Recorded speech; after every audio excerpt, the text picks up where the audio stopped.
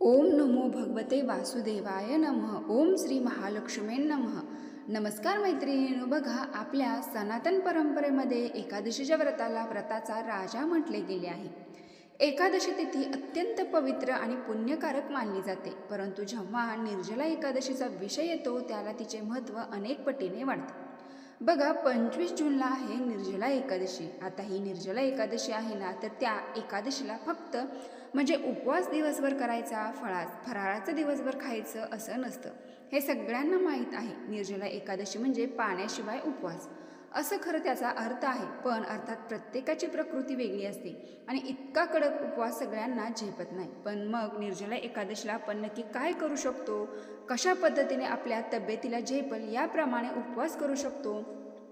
त्याचबरोबर जर खरंच तुम्हाला अगदी कडक उपवास एकादशीला करायचा असेल तर तो कसा करायचा आणि त्याचं काय फळ असतं, नक्की कुठलं पुण्य आपल्याला लाभतं, तसेच निर्जला एकादशी दिवशी गाईला फक्त ही एक वस्तू खायला दिल्याने काय प्राप्त होते, तुळशीला ही एक वस्तू अर्पण केल्याने दुःख दारिद्र्य नष्ट होते, या सगळ्या प्रश्नांची उत्तर आपल्याला एकाच व्हिडिओमध्ये मिळणार आहे. चला तर मग बघूयात. वर्षभरात एकूण 24 एकादशी येतात. आता यंदा अधिक महिना होता तर त्यामुळे 2 एकादशी आणखीन जास्त आल्या. हे सगळ्यांना माहीत आहे. पण अधिक महिना नसतो तेव्हा प्रत्येक वर्षभरात 24 एकादशी असतात आणि त्यातल्यात निर्जला जी एकादशी आहे ती निर्जला एकादशी जर तुम्ही शास्त्राप्रमाणे केली ना तर ती एकादशी तुम्हाला उरलेल्या सगळ्या 23 एकादशीचं पुण्य मिळवून देते असं म्हटलं जातं. आता ज्यांना ही निर्जला एकादशी कडक उपवास करणं ते करू शकतात, त्यामध्ये पाणीसुद्धा घ्यायचं नसतं दिवसभर. एकादशीच्या निमित्ताने आपल्या पूर्वजांनी पाण्याचे महत्त्व अधोरेखित केलेले, कारण हे व्रत पावसाळ्यात येत असल्याने पावसाचं पाणी साठावं, अन्यथा पाण्याचं राहावं लागेल असा संदेश जाणून काही या व्रताच्या निमित्ताने शास्त्रकारांनी दिलाय. म्हणून निर्जला एकादशीचं व्रत निर्जळी राहून अर्थात पाणी न पिता केलं जातं. द्वादशीला भगवान श्रीकृष्णाला फुल वाहून हा व्रत सोडला जातो. पण अर्थात मी सुरुवातीला म्हटलं तसं सगळ्यांची प्रकृती एकसारखी नसते, त्रास होतो. आपल्या तब्येतीला त्रास होईल अशी कुठलीही साधना उपासना नक्कीच करू नये. आपली कॅपॅसिटी असेल, आपण करू शकतो हे जर माहीत असेल, आपली तब्येत साथ देत असेल तर अवश्य करावं. आता एकादशीचा उपवास म्हणजे महिन्यातून 2 दिवस तोंडाला आणि पोटाला पूर्णपणे विश्रांती देण्याचा दिवस. अर्थात जे लोक फराळ न करता एकादशी करतात हे विधान त्यांनाच लागू होतं बरं का.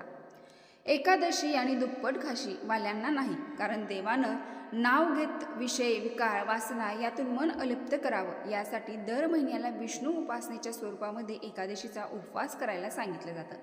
आता ज्यांना मान्य आहे की निर्जला उपवास नाही, साबुदाणा वडे खा किंवा दिवसभर चरत राहणार याला उपवास नक्कीच म्हणत नाही.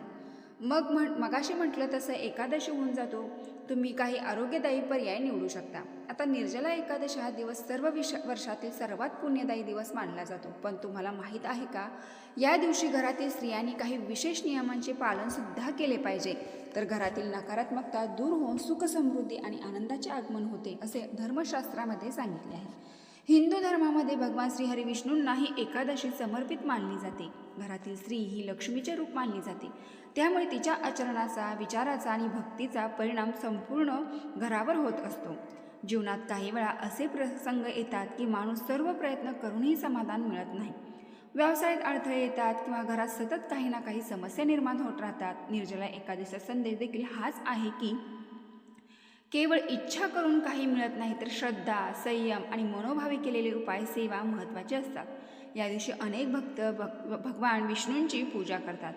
सकाळी लवकर उठून स्नान करणे, स्वच्छ वस्त्र धारण करणे, देवघरात दीप लावणे, भगवान श्रीहरी विष्णूंना तुळशी अर्पण करणे आणि विष्णूंचा मंत्र जप करणे अत्यंत महत्त्वाचे मानले जाते.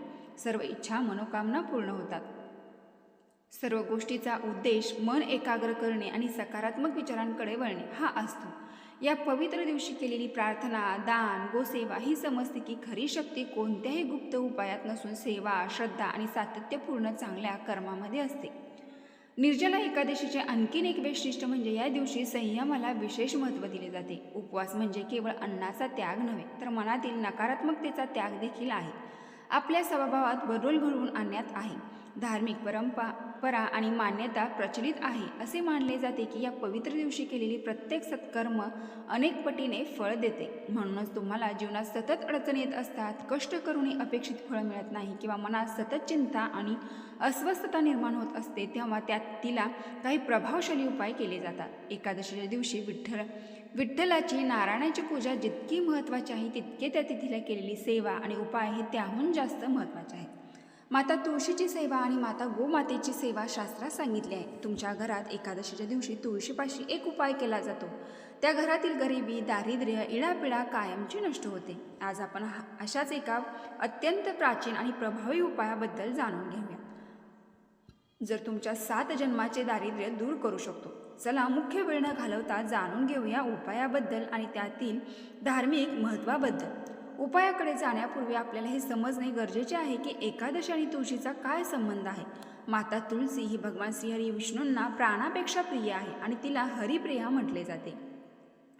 पौराणिक कथेनुसार भगवान विष्णूंच्या पूजेत जोपर्यंत तुळशीचे पान अर्पण केले जात नाही तोपर्यंत भगवान श्रीहरी विष्णू तो नैवेद्य स्वीकारत नाहीत. विष्णू पुराणात आणि पद्मपुराणात असे स्पष्ट लिहिलेले आहे की एकादशीच्या दिवशी माता तुळशी अतिशय जागृत अवस्थेत असते. या दिवशी ती स्वतः भगवान नारायणासाठी व्रत करते. म्हणून एकादशीच्या दिवशी माता तुळशीला केवळ जल अर्पण करणे किंवा तिची साधी पूजा करणे सुद्धा इतर दिवसापेक्षा 1000 पटीने जास्त पुण्य देऊन जाते. परंतु एकादशीला जल अर्पण करत नाहीत. जल अर्पण करत असताना फक्त शिंपडले जाते किंवा थोडेसे कच्चे दूध अर्पण केले जाते. आज एकादशी दिवशी तुळशीला स्पर्श केला जात नाही कारण तिचाही उपवास असतो. आता विचार करा, जर एकादशीच्या दिवशी तुम्ही माता तुळशीला प्रसन्न केले तर भगवान श्रीहरी विष्णू तुमच्यावर किती प्रसन्न होतील. आणि जिथे विष्णू आणि लक्ष्मी प्रसन्न असतात तिथे दारिद्र्य राहूच शकत नाही. दारिद्र्य म्हणजे पैशाची कमतरता नव्हे तर सुखाची कमतरता, आरोग्याची कमतरता आणि मानसिक शांततेची कमतरता. आजचा हा उपाय सर्व प्रकारच्या दारिद्र्याचा नाश करतो. नंबर 1, गाईचे शुद्ध तूप. शक्यतो गाईचे शुद्ध तूप वापरावे कारण गाईच्या तुपामध्ये सकारात्मक ऊर्जा आकर्षित करण्याची क्षमता सर्वाधिक असते. 2, एक मातीचा किंवा पितळीचा दिवा.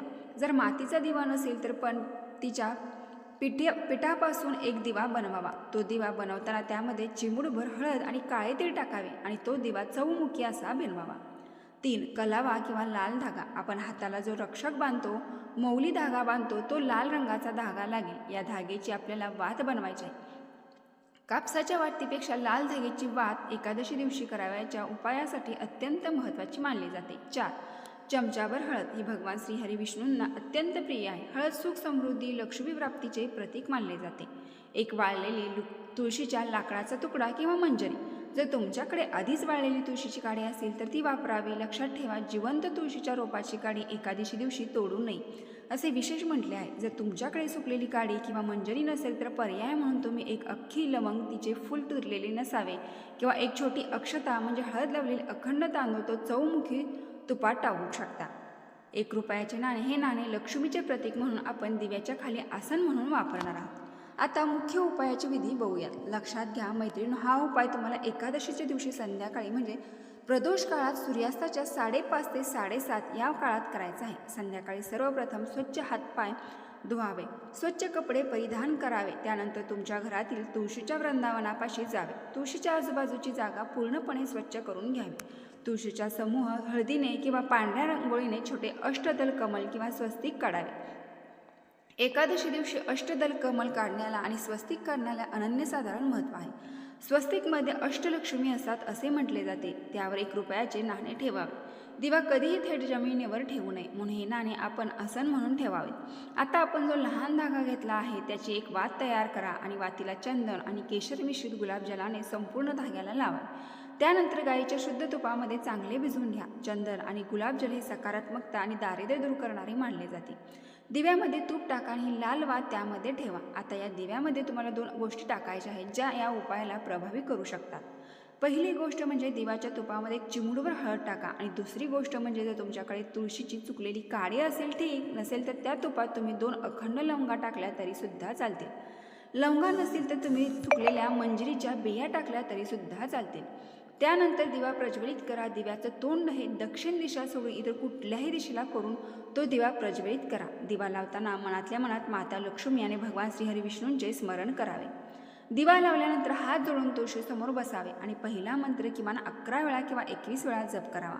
ओम नमो भगवते वासुदेवाय नमः किंवा भगवान श्री हरी विष्णूंचा गायत्री मंत्र किंवा ओम श्री महालक्ष्मी नमः हा मंत्र जप झाल्यानंतर तुळशी माता आणि दिव्याला मनोभावे नमस्कार करावा. शक्य असल्यास तुळशीला 3 प्रदक्षिणा घालाव्या. प्रदक्षिणा घालताना मनात एक इच्छा ठेवावी की हे माता लक्ष्मी माझ्या घरातील दारिद्र्य, कर्ज आणि नकारात्मकता दूर कर आणि आम्हाला सुख समृद्धी दे.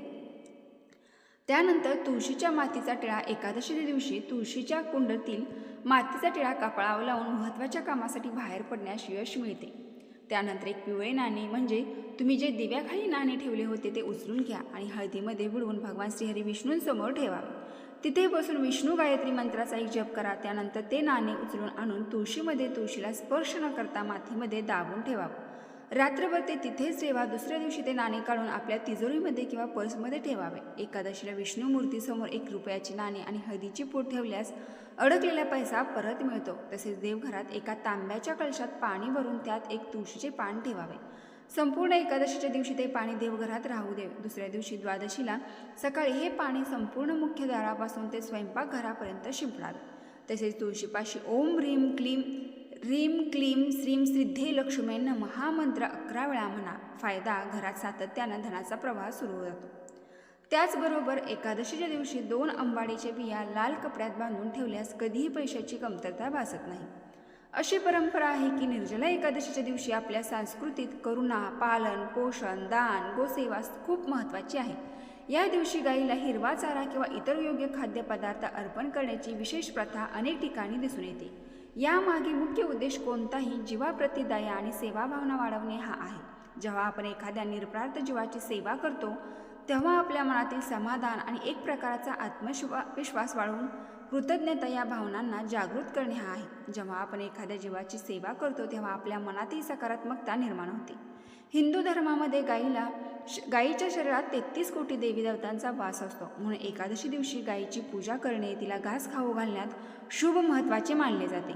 यामुळे सर्व पापांचे निरसन होऊन पितरांना नक्की सद्गती मिळते आणि अशी धार्मिक श्रद्धा आहे. एवढेच नाही तर एकादशी लागू सेवा केल्याने कुंडलीतील पितृदोष, ग्रहदोष हा देखील दूर होतो. त्यामुळे या दिवशी सकाळी किंवा संध्याकाळी गायीची अशी सेवा करा.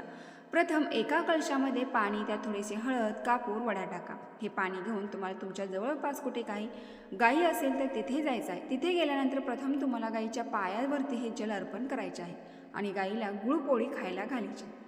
तिला 7 प्रदक्षिणा मारून ओम नमो भगवते वासुदेवाय नमः या मंत्राचा जप करायचा आहे. तिच्या पायाखालची थोडीशी माती आपल्या कपाळावर तिला आपल्या घरी लावायची आहे आणि आपल्या घरी घेऊन यायची आहे. घरी आणल्यानंतर ती माती आपल्या घराच्या मुख्य दरवाजावरती थोडीशी पाण्यामध्ये मिक्स करून शिंपडावी आणि संपूर्ण घरामध्ये सुद्धा शिंपडावी. यामुळे तुमच्या घरामध्ये असणारे सर्व दोष, नकारात्मकता, दारिद्र्य आहे तर ते संपत असते आणि तुमची प्रगती व्हायला सुरुवात होते. तसेच घरामध्ये माता लक्ष्मी सदैव निवास करते आणि सर्व देवी देवता म्हणजेच 33 कोटी देवी देवता घरामध्ये निवास करतात असे म्हणतात. जर गायी तुमच्या घरामध्ये नसेल तर अशा वेळी तुमच्या दारावर सकाळी किंवा संध्याकाळी एखादी गायी आली तर तिला तुम्ही हे गुळपोळी खाऊ घालू शकता. गुळपोळी खाऊ घालणे शक्य नसेल तर फक्त गुळ आणि हरभऱ्याचे तरी डाळ तुम्ही आवर्जून या एकादशीला खायला घालू शकता. जर हेही तुम्हाला शक्य नसेल तर जवळपास कुठं गोशाळा असेल तर तिथे जाऊन तुम्ही हे दान करू शकता. नसेल हेही शक्य तर तुम्ही घरच्या घरी जर तुमच्याजवळ छोटीशी गायीची मूर्ती असेल तर त्या गायीच्या मूर्तीजवळ हे सगळं ठेवावं आणि दुसऱ्या दिवशी तुम्ही वाहत्या पाण्यामध्ये किंवा बाहेर एखाद्या झाडाखाली नेऊन ठेवावे. तिथे असणारे पशु पक्षी किंवा कुठलाही एखाद्या प्राणी येऊन खाऊन गेला तरी ते सुद्धा तुम्हाला गायीला दान केल्याचे किंवा गायीला खाऊ घालण्याचे पुण्य मिळेल. बघा, एकादशी दिवशी गायीला गूळ आणि पोळी दिल्याने शुक्र ग्रह बलवान होतो आणि मुंग्याची सेवा, साखर, मीठ मुंग्यांना खायला घातल्याने राहू केतू दोष संपवून जातात असे विशेष म्हटले आहे. तर ही अत्यंत महत्त्वपूर्ण माहिती मला तुमच्यापर्यंत पोहोचवायची होती. मैत्रिणींनो, व्हिडिओ पूर्ण माहिती आवडली असेल तर नक्की आपल्या चॅनलला एक लाईक करून कमेंट बॉक्समध्ये ओम नमो भगवते वासुदेवाय नमः नक्की टाईप करा. धन्यवाद.